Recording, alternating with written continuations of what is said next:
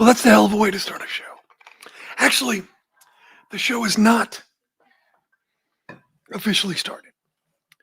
It's Jim Valley. Nobody's here yet, but that's fine. So here's the deal.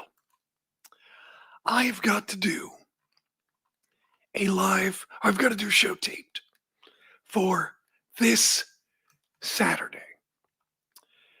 And so I've got to do a show taped for this Saturday for Sports Byline. So being the sucker, sorry, not sucker, being the nice guy, okay, sucker, that I am, I'm going to give you 2 shows.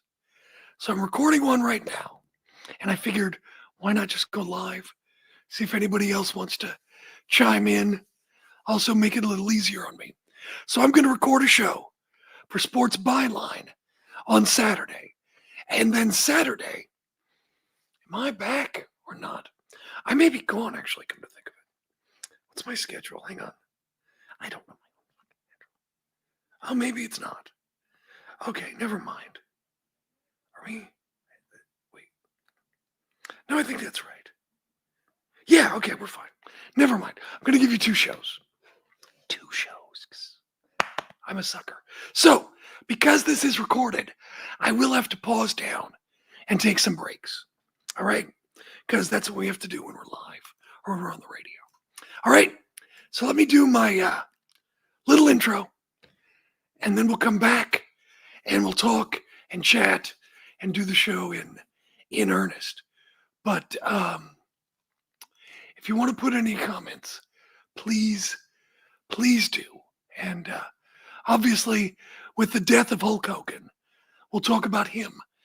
And I think I have a different perspective because unlike Brian, unlike many millennials, I'm Gen X, and I started watching wrestling before the cable boom, before Hulkamania in the AWA, before Hulkamania in the WWF. So we'll talk about that, give you my thoughts as a dumb, stupid kid fan, and other things. So we'll do that. But again, I am recording for Saturday for Sports Byline.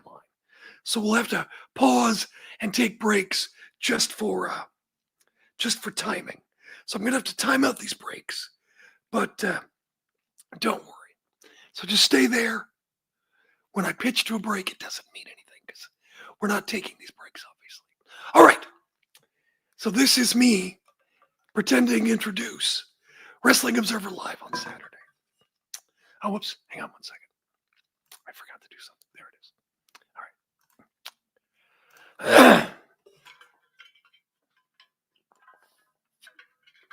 All right. All right.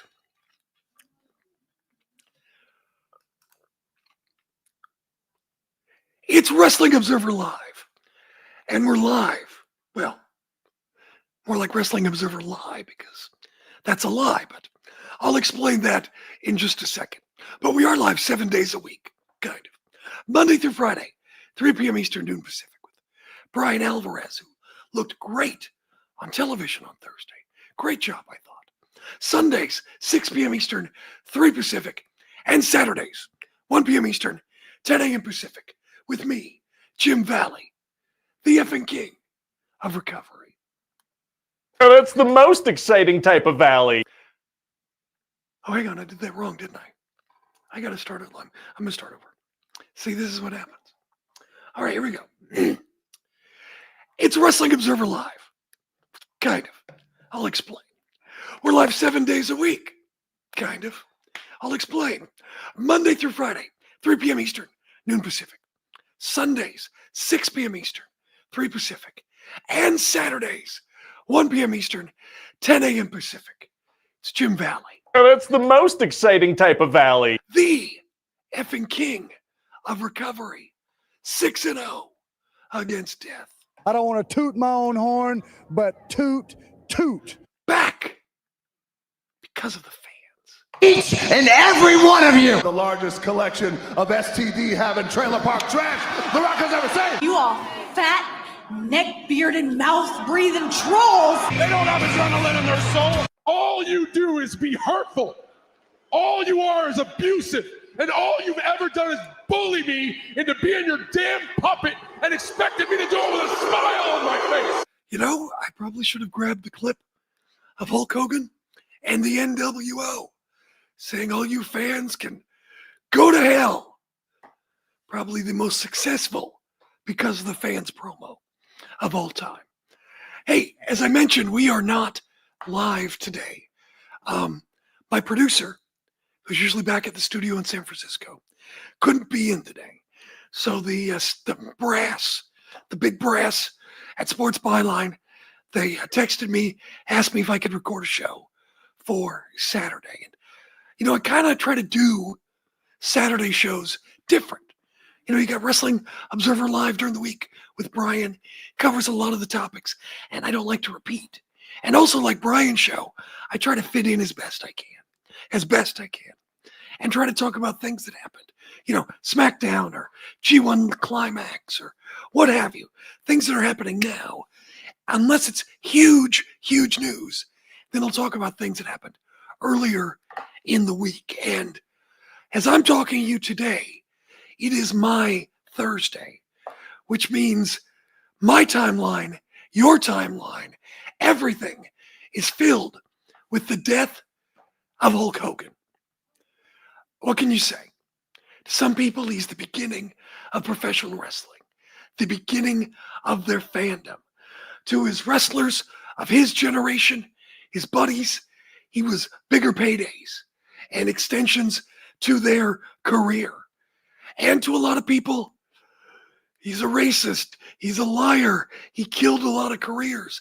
He's a very nuanced personality, but there's no doubt he had a lasting effect like few or maybe none others in the history of wrestling. Stand by, we'll talk Hulk Hogan. It's Jim Valley, Wrestling Observer Live.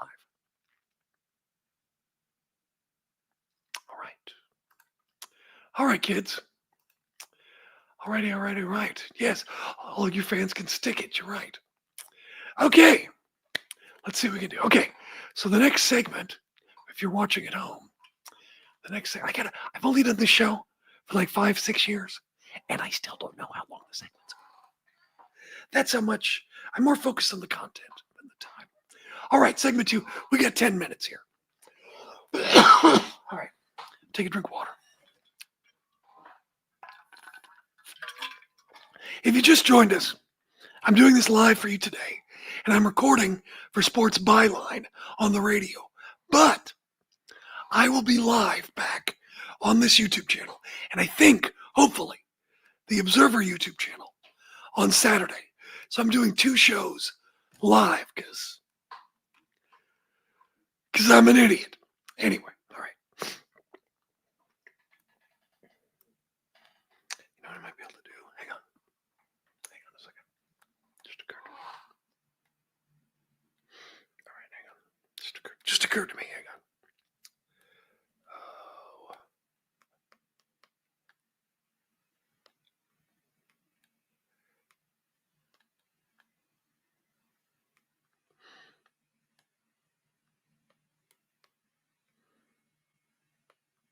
Let's see what I got here. Hang on.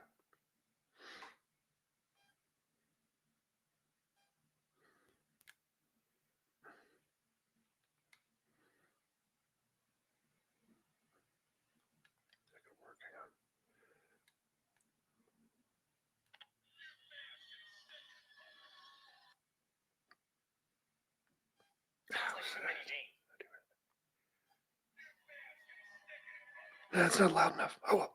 All right, let's do this. Let's give you a show before you run away. All right. It's Wrestling Observer Live. It's Jim Valley. And we are on tape. And today, right now, as I record this, it's your Saturday. It's my Thursday. And Thursday, we've just learned about the death of a giant in professional wrestling, Hulk Hogan. And let me just say this. You know, Hulk Hogan, not a perfect person. Hulk Hogan, you know, people are using the phrase from Batman, if you live too long, the hero lives too, what is it? If you live too long, you become the villain. Um, you know, when Hulk Hogan, his last appearance on Raw, on Netflix, fans booed him out of the building. Some people speculated it was because of his support of Donald Trump and speaking at the Republican convention this past fall. But I mean, obviously, if you follow wrestling, you know it all goes back to the sex tape with Bubba the Love Sponge and his now ex-wife. Now, Hulk Hogan said what he said.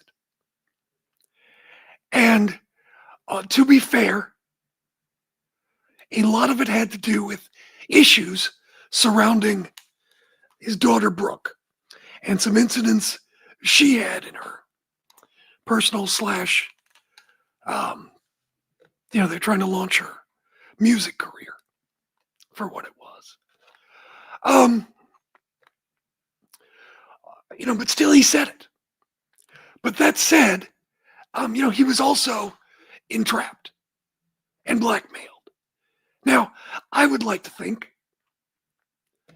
that if I was in that position, I wouldn't have said those things because, one, I don't believe those things. And two, certainly there's the thing about guys will say anything to get laid. But I think it was already a done deal. I don't think they already agreed that was going to happen. But either way, from Hulk Hogan to the people who taped it, to the people who released the tape, there is not a good person in that scenario, period. If the best thing that happened in a scenario is agreeing to let your wife sleep with your friend, well, that's a pretty bad scenario and pretty bad people all around. And, Hulk Hogan may have been a racist. A lot of people vouched for him. A lot of people didn't. And certainly he made no friends when rather than apologizing to the WWE locker room, he went in there and said, watch what you say. You never know who's recording you. And that's, I guess, part of the lesson.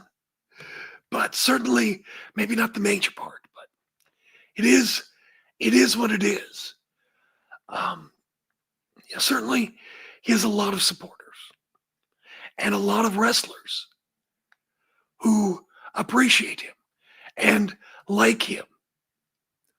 And, when you were on a card with Hulk Hogan, Bret Hart's talked about this. You were on a card with Hulk Hogan. You made extra money because he drew the house. And a lot of guys, for example, I go to Cauliflower Alley. I know Brian Blair fairly well. And, he's pretty sad as we speak today. He calls him Terry. He and Hulk Hogan go back, probably damn close to 50 years. There's a lot of guys in the Tampa area who, Hulk Hogan brought them to WWE. Brian Blair being one of them. Obviously, Brian Knobbs, the Nasty Boys. So many different people who were buddies with Hulk Hogan, and they're obviously very grateful for the money they were able to make, thanks to their relationship and thanks to his, in their mind, kindness. Hulk Hogan, for many fans, they were 10 or younger or whatever in 1984, 85, the advent of MTV and the rock and wrestling connection and WrestleMania and the A-Team and all of these things. That was a big, big deal. I remember when I was a kid, and this was before, this is Rocky 3. So this was 82. Sylvester Stallone went on The Tonight Show with Johnny Carson. And, this was back when there were 10 channels or whatever there were. So being on The Tonight Show, you were a comedian or you had a good set with Johnny, it could make you. You could launch a career by one appearance on The Tonight Show. Sylvester Stallone showed a clip from Rocky 3, promoting Rocky 3. And that clip was with Thunder Lips. And the crowd was enamored. Who is that guy? And it was Hulk Hogan. And Johnny Carson brought Hulk Hogan on The Tonight Show. And the only other wrestler at the time who was on The Tonight Show was Andre. But Andre wasn't on with Johnny. Andre was on with Joey Bishop, one of the lesser members of the Rat Pack. Funny comedian for his time, but not Carson. Hogan got to be on with Carson and Brooke Shields, who was very popular at the time as well. I mean, that was a big deal. Hogan was a big deal in Japan before the United States, really. I mean, he was still a big deal. But I mean, I think even Mick Foley said, I mean, most everybody knew Hulk Hogan was going to be a big deal. I don't know if people predicted the advent of cable television things. But I mean, a lot of people give credit for things that WWF and Hulk Hogan didn't pioneer. You know, Georgia Championship Wrestling was the first national wrestling. Southwest Wrestling was the first on cable. And I guess, in a sense, WWF was on HBO, but I think that was before HBO was national. But I mean, it was such a big deal, I remember as a kid, for a wrestler to be in a movie. I was jacked that Hulk Hogan was in a movie. I was jacked to read in the magazines that he was on The Tonight Show and all these things. But it was cool as hell back in the day. And as you know, we've talked about it. Grew up on Portland wrestling, so I can trace my fandom to the dying days. The last big run of the territories before they died. But I thought Hulk Hogan was cool as hell in that era. I thought Kenny Patera, those guys were cool as hell. They were probably the only real bad guys maybe that I really, really liked. But, and then Hulk Hogan became a good guy in the AWA. And, he seemed so much more authentic. And then we went to the WWF and he won the WWF title the first night. I thought it was cool because, like I said, I loved Hulk Hogan. And then I couldn't really explain it, much like with Junkyard Dog being my favorite. Then suddenly I was just like, they just didn't have the spark. And Junkyard Dog kind of fell off my list of favorites. Little did I know it was because of, sadly, substance abuse. But with Hogan, he just became, it was the same thing over and over again. And I didn't understand it again at the time, but it was a product. It was like consultants creating this Hulk Hogan as opposed to someone doing it himself in Japan or the AWA or wherever he was, or on the Tonight Show or what have you. And that's kind of when, I would watch WWF and everything, but that's when Hulk Hogan kind of was no longer my favorite. So we'll talk a little bit more about my thoughts on Hulk Hogan. I got some questions in the chat. If you want to give me some questions in the chat, you can right now. And we'll do that when we come back. Stand by. Jim Valley, Wrestling Observer Live. All right. That was 10 minutes.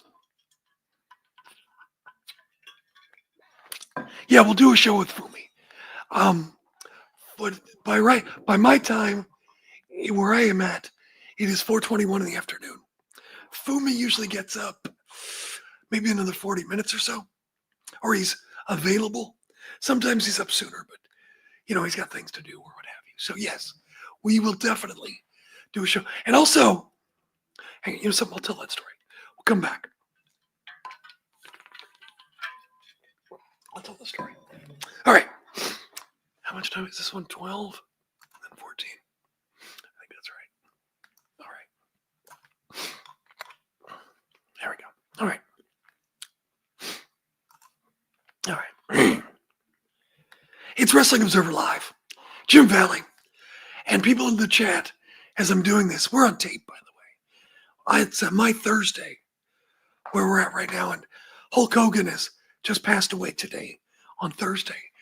And on your Saturday, you've probably heard a lot of shows about Hulk Hogan and things by then. And, but I sort of have a different perspective because unlike Brian, unlike a lot of people, Hulk Hogan was not my entry into wrestling. I think probably Jimmy Snuka was. But it's funny because I don't really remember that moment when it just kind of clicked. I think it was just sort of over time. But that's neither here nor there. Someone in the chat, by the way, Sparkle, thank you for the super chat. I appreciate it. Very grateful. No one is required to do that. If you feel that you want to do that, I certainly am not going to stop you, but I'm also not a cyber beggar. I don't like those people. So again, thank you, Sparkle. I very much appreciate it. Someone in the chat, this is Thursday again, wants a show with Fumi about Hogan in Japan. That's a must. And hopefully we've already cranked one out. If not, we will. It's just a matter of circumstance when we can get our schedules to fix. But first time I met Fumi, 2007, first trip to Tokyo. And Dave put us together. And so I emailed back. This is the days of email, 2007. Phones weren't really as ubiquitous as they are now. And they were still around, but it's not something you could use in Japan yet. So I was emailing him back and forth. And he came to our hotel to pick us up. And you're expecting, because in Japan, and this is on me, you're expecting this little salary man, as they call him, very prim and proper, and the suit and all this. Fumi shows up. He's got long hair. He's got a ponytail. He's got like some rock t-shirt on and a Levi's jacket that the sleeves have been cut off on. And he's not taking a train. He's driving an SUV. We're in this SUV and we're way above everybody in Tokyo traffic. Not a lot of SUVs. So, Dave put me in touch with him. And I assumed that he was like a super fan, And because Dave didn't tell me he was a writer, because he's Dave. And I didn't ask because I'm Jim. So it's so stupid. It's almost embarrassing. So I'm sitting in the front seat. My wife is in the back seat. And so Fumi, what do you do for a living? And Fumi looks at me and kind of smiles. He goes, that seat you're in? You're sitting in right now? Hulk Hogan was in that seat last week. So I've sat in the same car seat as Hulk Hogan. Thank you very much. You want to see my butt? Anyway, that was the week in Japan when Hogan and Bischoff went over together to promote something. Fumi has interviewed Hulk Hogan over the years many times, knows Hulk Hogan. Fumi was there during Hogan's glory days in Japan. So, a lot of guys from Hogan's generation, Fumi is the Bill Apter, sort of, you know what I'm saying? Fumi didn't work things like Apter, but that's a different story. But so yeah, we'll definitely get Fumi's perspective, which will be very interesting. So that's a must. We'll definitely do that. So as I said, Hulk Hogan was not my entry into wrestling. But when cable hit, one of the cool things before cable really spread with the magazines was that, Portland was not the biggest territory. So a lot of guys would come through. You know, when I was a kid, you know, Jimmy Snuka and Jesse Ventura and Adrian Adonis. You know, those are just a few off the top of my head. You know, they'd come through. There was, you know, Stan Stasiak. It was a big deal. Somebody came through Portland, was a former WWF World Heavyweight Champion. But, you know, through the magazines, you could follow and see where these guys could go.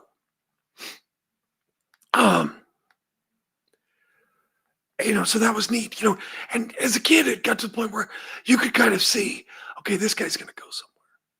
This guy, you know, Rick Martel, he's going to go somewhere. Roddy Piper, he's going to go somewhere. You know, so you could follow them in the magazines and see that, oh my God, Rick Martel, he's a WWF tag team champion now with Tony Garea. How cool is that? You know, I knew that guy was great. Things like that. And then with, you know, you'd follow Piper. Piper go to Georgia, and he's on TV in Georgia. He's a heel commentator, and then he's protecting Gordon Soley. And now he's in the Mid-Atlantic. He's the Mid-Atlantic TV champion. Now he's the U.S. champion. Oh my God, he's bringing the U.S. title back to Portland. And it was the U.S. title. So all kinds of cool things like that through the magazines. And then with the advent of cable, and as, you know, WWF Vince was buying up all the talent, oh my God, Roddy Piper is in the WWF. You know, look, there's Greg Valentine. And it was like all of this, you know, this major league talent. It was like a super card. What's going to happen when these guys get together and wrestle in WWF? Even though they didn't really acknowledge the past. You knew the past. And so it was cool to see all this stuff. But then, you know, 84 with the MTV explosion and music videos. And then Cyndi Lauper's, Lou Albano's talking about Cyndi Lauper. And you're like, shut up. Because it was like this thing where wrestlers, you know, Jesse Ventura talk about being the bodyguard for the Rolling Stones, or some, you know, people would always drop names of famous celebrities that you never saw them with, and the celebrities never talked about. So you know it was just heel talk. But there's Lou Albano talking about Cyndi Lauper. And you're like, yeah, whatever, Lou. Oh my God, there's the real Cyndi Lauper. And that was crazy to be on wrestling. And there's Hulk Hogan. And like I said, I sort of, you know, we became all packaged and everything. I liked him. He was fine, but he wasn't my favorite anymore. You know, to me, I like the earlier Hulk Hogan because it just felt more authentic. I mean, I'm Gen X. That's kind of our thing. But I really got mad. You know, again, I'm a kid. WrestleMania 3. You know, I knew about one of my favorite cards, sentimentally, was Shea Stadium, Bruno, Larry in a cage. And I also knew growing up that Hulk Hogan wrestled Andre in many territories. At the Superdome, they wrestled, you know, in the Alabama territory, you know, Southeast wrestling. And I knew that they had wrestled in WWF in 1980. And now to act like they never met, and Hulk Hogan to get along with it, I was just like, really? And that's really kind of when it turned for me. I was like, I get why they're doing this to try to build this as a big deal, but it was like, I don't know. Anyway, it was dumb, and I didn't like it. But, you know, it was fascinating to watch as, you know, I went to WrestleMania 3 because, you know, what's going to happen? So I saw that on closed circuit in Tacoma. And, you know, and again, we've talked about this. When I was a kid, I was like Luthez. I took wrestling way, way too seriously. Not like my fandom, but like the respect stuff. You're right, BJ. Shea Stadium wasn't even the first. Not even close. But I'm just saying, they were on a major card. the probably biggest card in WWF history up till the WrestleMania era. And they just pretended like it didn't happen. So it was kind of offensive to me as a Luthez 14-year-old or whatever I was. But, to me, I was actually wanted Andre to win because that streak meant more to me than anything else. I was like, oh, let's do it. But I just didn't understand that the pain Andre was in, and that you have much more money, and adding the legend of Hulk Hogan. And I was actually sad. Not that I disliked Hogan, but I just was sad about the end of the streak because again I was 14-year-old Luthez.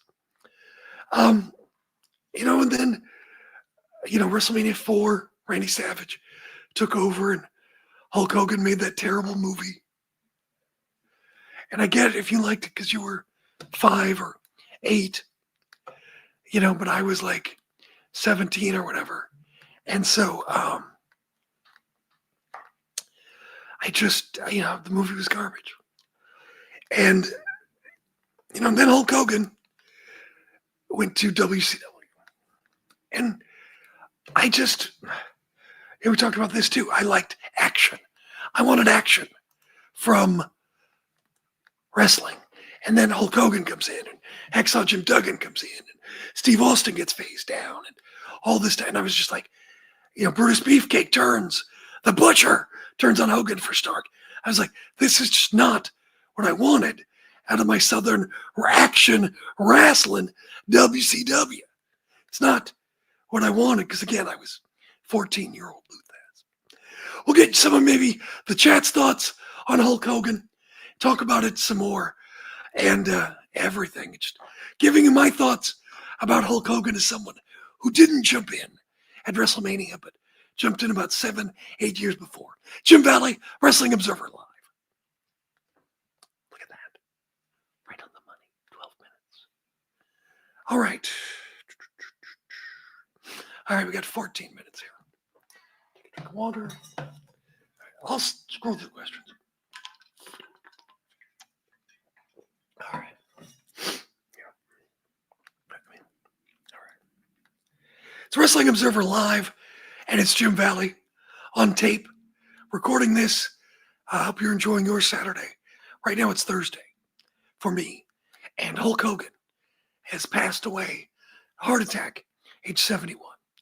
And I'm sure you've heard a lot of different shows talking about Hulk Hogan and his legacy, the good, the bad, the ugly. But, for a lot of people, he is wrestling. For a lot of people, wrestling began in 1984 or 1985. And that's cool.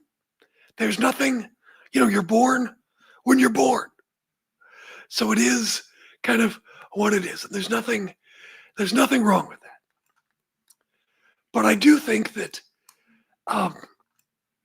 in a lot of ways, he's, a very typical wrestler.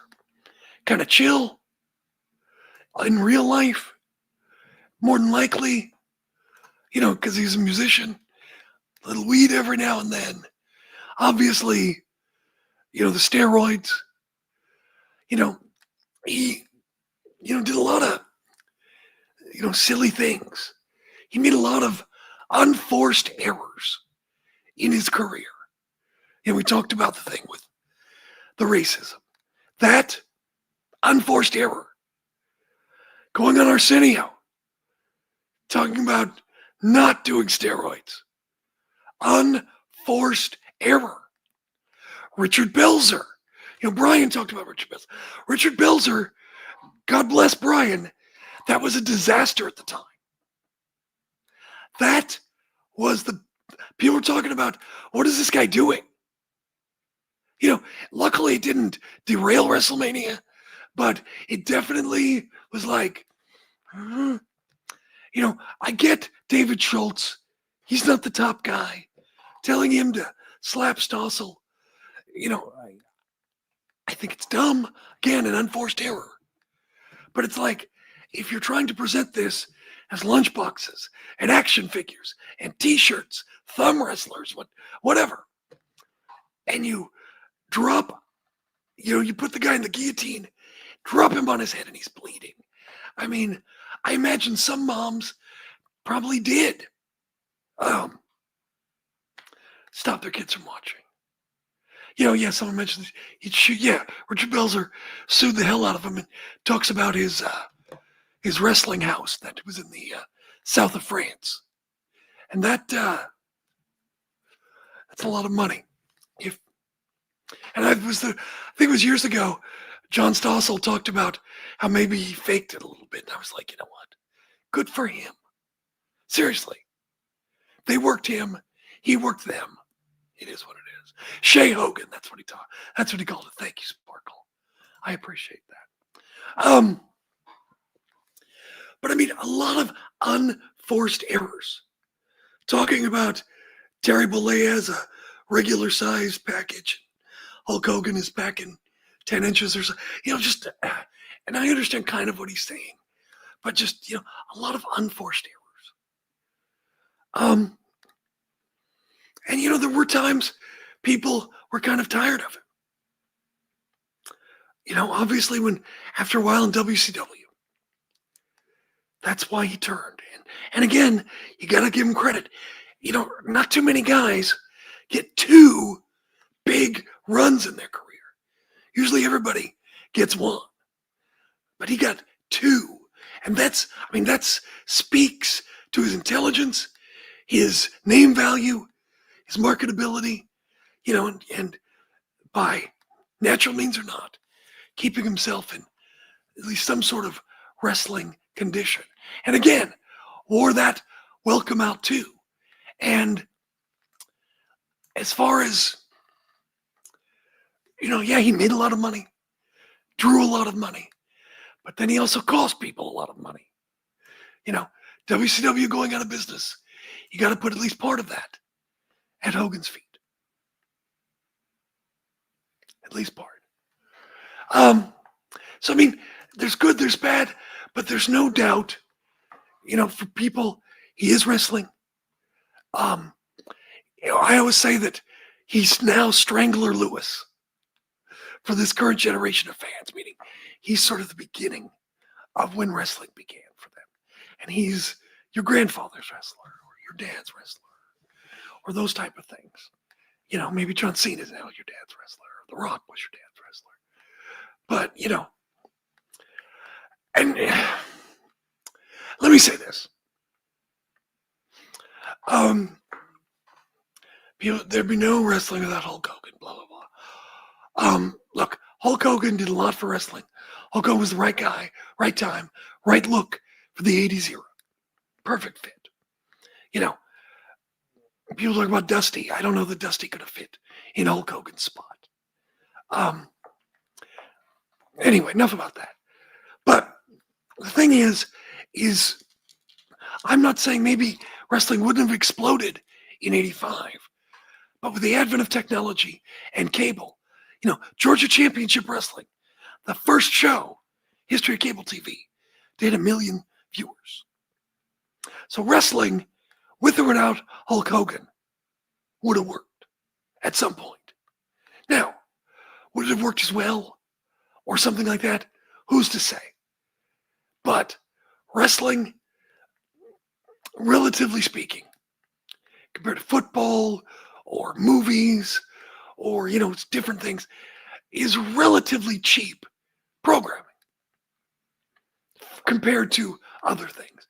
Now, granted, today, WWF is very smart to have raised the entry price to get in with lasers and big, huge video walls and graphics and glowing rings and Jelly Roll and Logan Paul and all of these things that now fans expect. A lot of that is the show business of the 80s. Yeah, so that's a great point, Jason. I put on my Facebook because I was just getting inundated with Hulk Hogan messages, and I was just like, oh my God, Okay, thank you. You know, when you're the wrestling guy or the whatever guy or girl, people start sending you things for whatever your hobby is. Anyway, yeah, don't feel whitewash. Yeah, for lack of a better term. What Hogan said was said and done. Yeah, right. That's fair about Benoit. You know, I mean, I've tried to be fair as far as what he did good and what he did bad, but it is kind of what it is. I mean, everybody's not perfect. I'm not perfect. When I die, there'll be people go, that bastard, you know what he did to me? And some of them will be right. Some of them will be wrong. But no, I mean, I think that's fair. I mean, Hulk Hogan got booed coming out on Raw. But at the same time, I think there was, and I talked about it. You know, I'm not a Trump guy. Doesn't mean I dislike Republicans or anything, but I'm not a Trump guy. And I thought politically, and I also thought, you know, from a fan standpoint, that was probably a smart move for Hogan to make. I think probably a lot of his fans, you know, with the red, white, and blue iconography of his era, you know, may have gone that way. So, and I'm not blaming anybody or accusing anything of anything. Someone asked me my favorite Hogan match. Oh gosh. Oh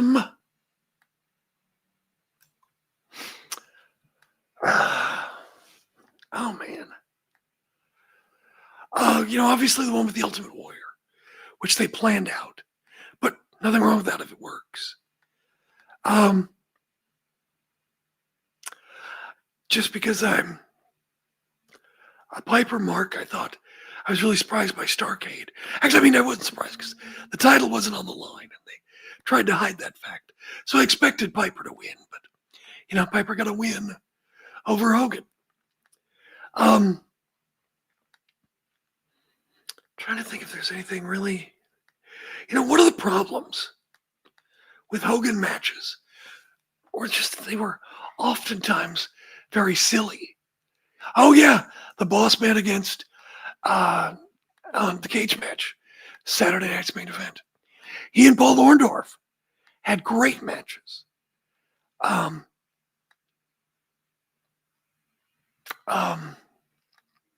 A lot of Hogan matches, particularly late 80s and beyond, you know, were silly. That tag team match at WrestleMania 9, silly. The loss to Yokozuna with the photographer, silly. And just there were a lot of things that were just silly. Yeah, someone says, I guess the support of Trump could have influenced the crowd that night. Yeah, it could. I'm sure there's some people. Yeah, absolutely. I'm sure there were, but, you know, it started way, way before then. But I mean, it's a wrestling show. So I'd rather keep it more to wrestling, but at the same time, you have to acknowledge, you can't talk about Hogan and not acknowledge, like I said, the unforced errors. You know, the thing with his son, you know, dude, you're on a jailhouse phone. Of course you're being recorded. Again, unforced errors. Talking about the kid, his son, crippled for life. And saying, oh, well, maybe he wasn't right with God. And, you know, rather than talking about his son, about what he did, they're talking about the victim, how he must have done something to make God mad at him, and how to rehab his son, the new Nick. I mean, that's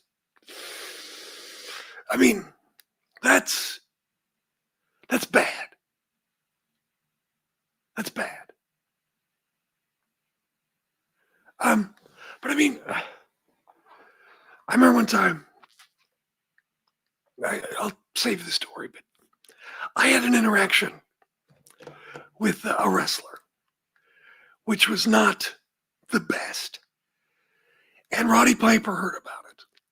It wasn't anything bad, don't get me wrong, but it was not the best. Roddy Piper heard about it, and he was like, Jim, what can I say? We're wrestlers. You know, he was sort of apologizing for his compadre. But, and that's just kind of it there. They're wrestlers. And wrestlers they're going to be wrestlers. And that's just kind of the way it is. But I mean, you can't underestimate the NWO, which forced Vince to switch from the child era with everyone having jobs and all that stuff to kind of get edgier. You can't not acknowledge his huge run in the 80s, you know, till like 88, where he put Hogan on the card and it would be pretty much close to a sellout, if not. You know, Hogan had a hell of a career. And, you know, with the exception of The Rock, who made it to Hollywood, there's really, you know, Steve Austin went to greater heights, but unfortunately because of injuries, had a shorter shelf life. But I mean, Hogan had huge numbers and tremendous longevity and tremendous influence and brought a lot of fans into the sport who are here, still here today. You got to give that to him. Stand by. Jim Valley, Wrestling Observer Live.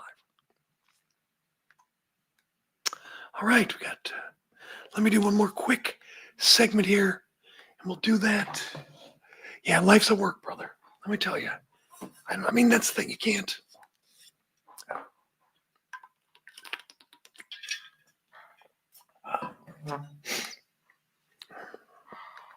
Okay, I can do that. All right. This is what, this is 250. It's 250. Yeah, it's 250. All right, give me 1 second. It's Jim Valley, Wrestling Observer Live. You know, during the break, I had a moment to think. Someone asked me about my favorite Hulk matches and moments. His match with Muta in Japan, kind of fun. Stan Hansen in Japan, that was pretty fun. The Road Warriors against Tenryu and Hogan, that was something. You know, it's all very interesting as far as Hulk Hogan's career. You know, he was a businessman. He looked at wrestling as a business.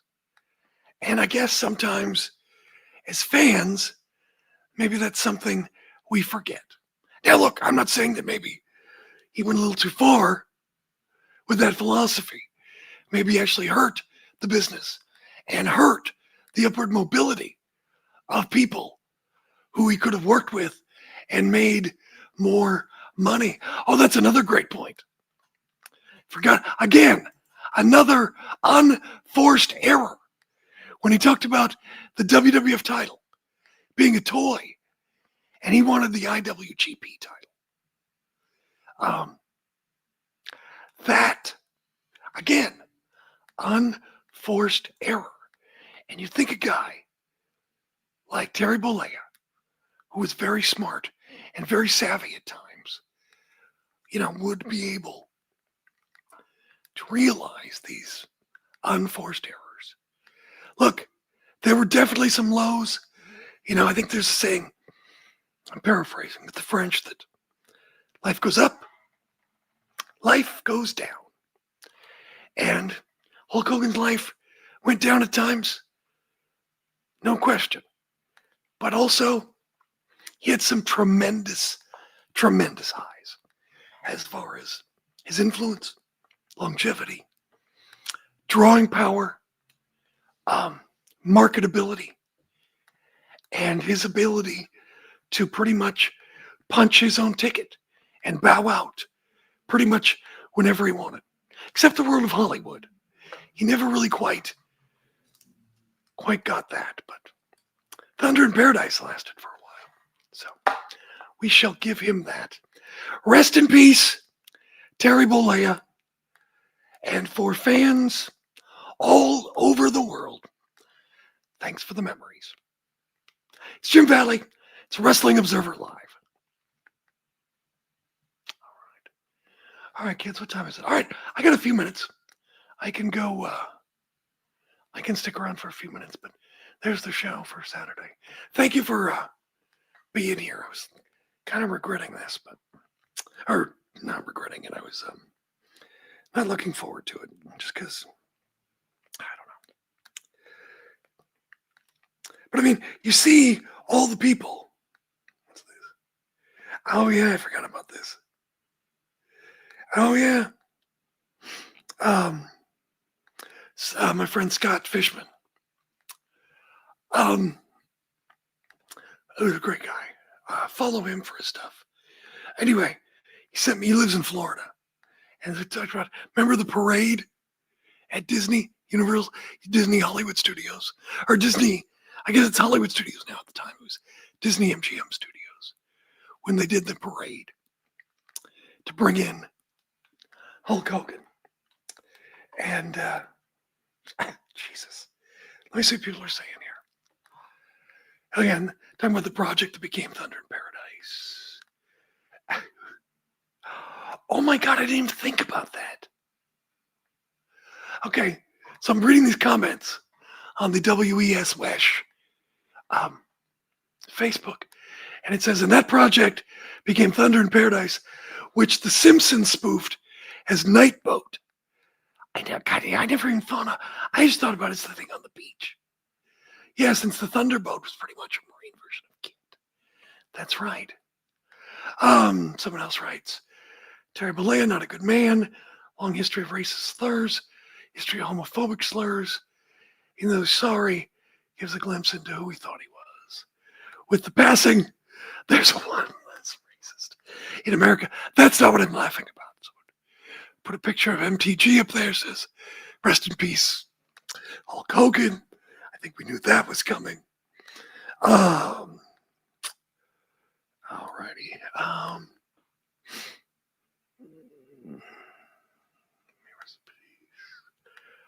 Oh, yeah. Oh, that's right. Took the picture with the guy with the swastika tattoo. Right. Oh, I'm not aware that he was. Someone said he was on the Epstein list, and I've never heard that. I have not heard that he was ever. So I'm going to say that as a no. I actually reason I said that was because I'm shocked by it. Unless someone has heard that, I never have. Oh, Jesus. Someone goes, look, you can say a lot of things about Hogan's legacy. He was racist. He was terrible to his colleagues. That's not true. That's not true.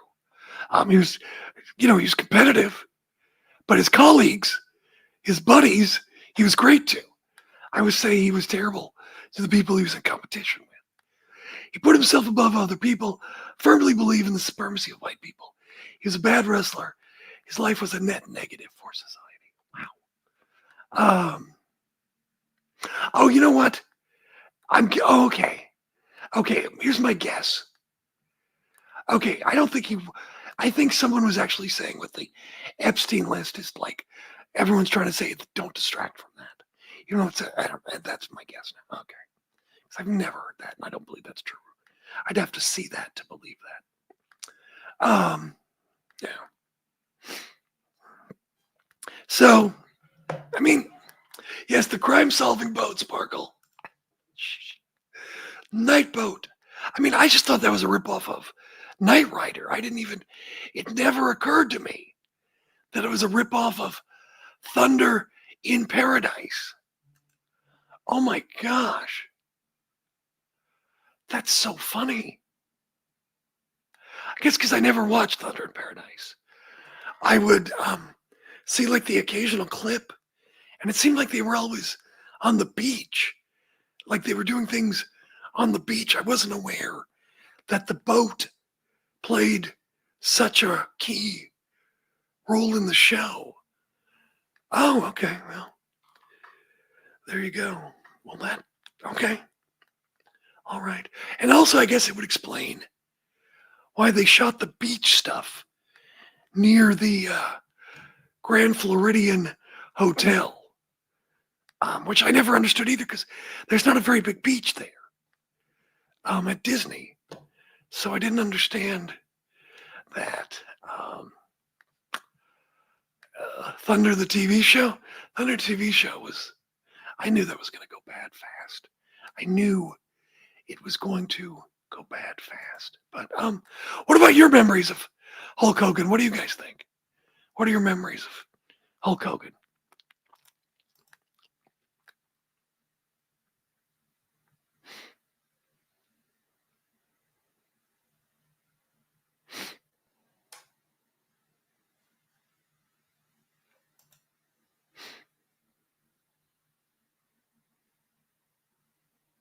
Anything? I'll just wait here for a second for you. The Mania 5 build. Yeah, that was probably the best built, match of that era. Yeah. I'm going to tell you, to be honest, I mean, it was very well done, particularly in hindsight. But in the present, I didn't like it because I thought Savage was a great baby face. I thought he kind of freshened the product up. But I mean, that was the plan all along. Hogan was the money. And also then, after that, Hogan became, or Savage, kind of became the Macho King, and that was kind of silly. And then he lost. Savage was never quite the same after WrestleMania 5. Mr. America, what was problematic about it? I remember it vaguely, but I don't, so it was problematic, but very funny. Look, Sparkle, we're talking about Hulk Hogan, not Mr. America right now, okay? Can you please keep it on topic?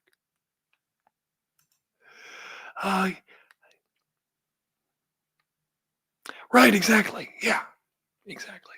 Oh, because it was Hogan and Vince. Okay, I get you. Right. I thought maybe he said something. I was like, what? Right, okay, right. Hulk Hogan and Vince.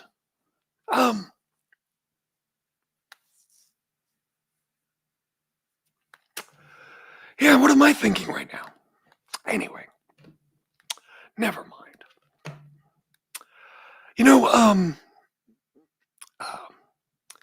My wife and I, as you can see by that, we're big Disney fans. There's a few other, this whole room I'm in has got Disney artwork all around it, except for this little corner for wrestling. But lately, Disney has been very expensive, very crowded. Quality is kind of down. Service is down. So we have not been there for a while.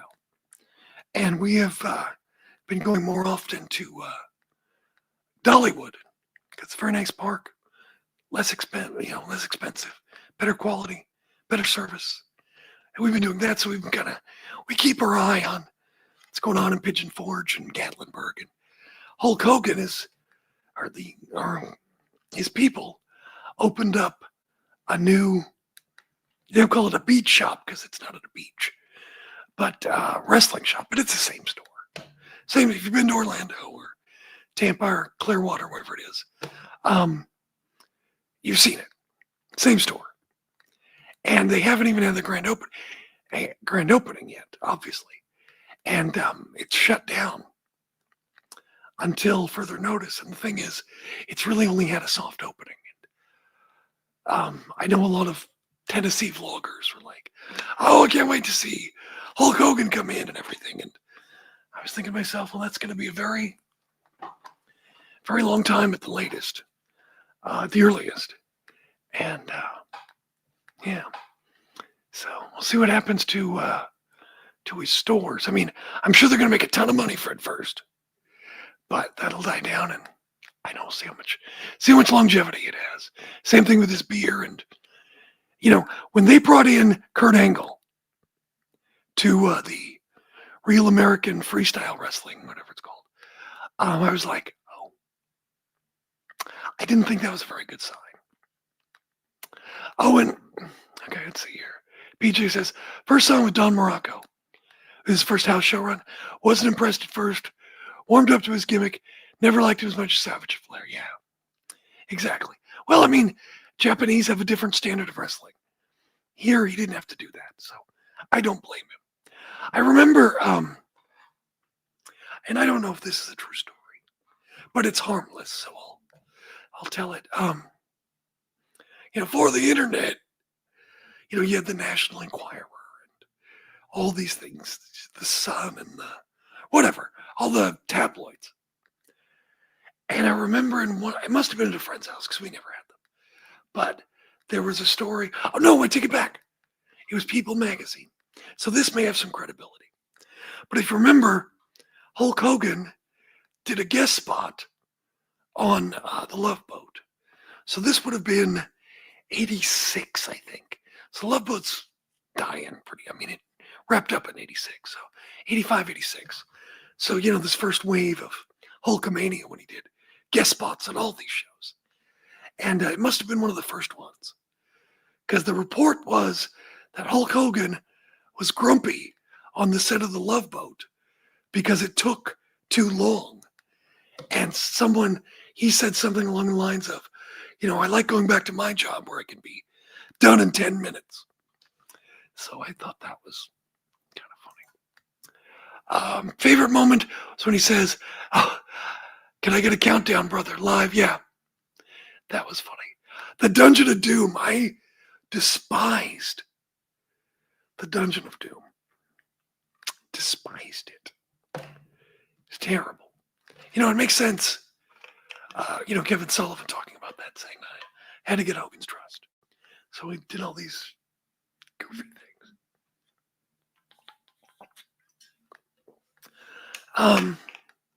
It's not hot. I guess, maybe let's just say for the sake of argument, all geniuses, all people at the top of their field can sometimes hit a home run and sometimes just whiff it. Francis Ford Coppola with his movie that he made on his own money. I don't even remember what it's called. Megalocity or something, whatever it's called. Metropolitanism Velocity, whatever it's called. WWE Velocity. Anyway, how people can be a genius, make The Godfather 1 and 2. And then the Yeti, yeah. It was all so bad and so... if you were 6, I guess, maybe you liked it. But it was all so bad. So bad. But Hulk Hogan is Hulk Hogan. And people followed the money until it just wasn't there. Talk about all the money he cost TNA for wanting to go on the road. And it wasn't there. I just was like, again, where would you get that idea? I guess he was just so stuck in the past, in his glory days, I guess. Certainly you can say Vince was wrong, obviously, about letting Hogan go. But,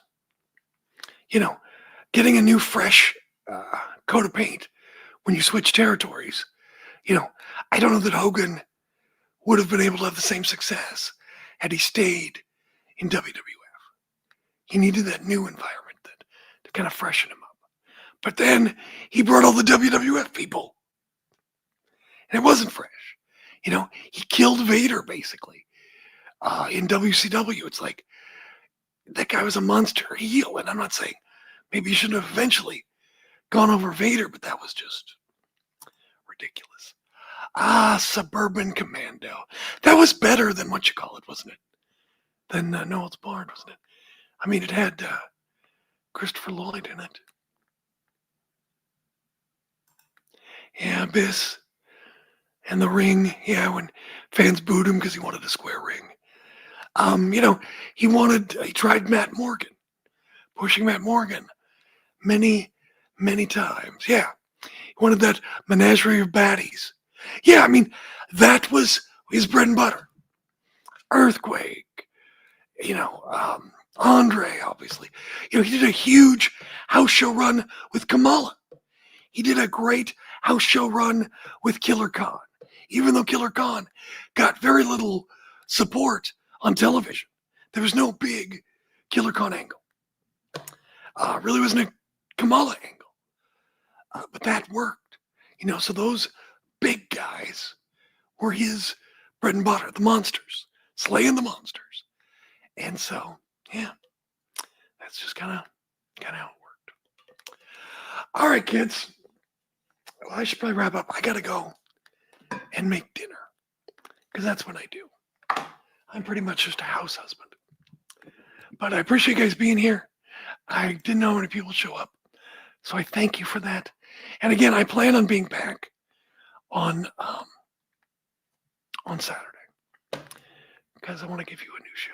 Killer Khan did have a better restaurant, and it lasted much longer than Hulkaroos or whatever it's called. Anyway, I appreciate you guys being here. Thank you again, Sparkle, for the super chat. That was very, very nice of you. Thank you. And I appreciate all of you. So have a great morning or evening, depending on where you're at. All right. Thank you, guys. I appreciate it.